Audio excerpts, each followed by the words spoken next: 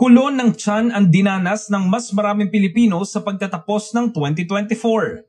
Tumaas ang hunger rate sa 25.9% noong huling quarter batay sa huling survey ng social weather stations. Mula yan sa 22.9% na naitala noong Hulyo hanggang Setyembre ng parehong taon.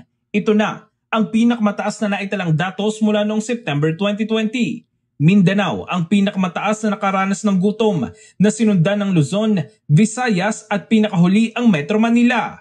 Ayon sa SWS, patuloy na tumataas ang antas ng kagutuman sa bansa sa loob ng 5 magkakasunod na quarter. Sa buong 2024, ang average na rate ng involuntary hunger ay nasa 20.2%, halos doble kumpara sa 10.7% noong 2023 at halos kapantay ng record high na 2020 average na 21.1%.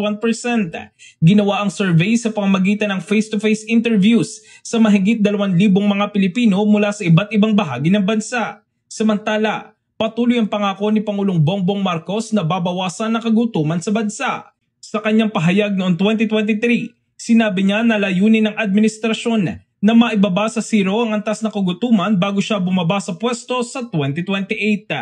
In the heart of changing lives, ito si Brigada Jigo Custodio ng 105.1 Brigada News of Manila, The Music News Authority.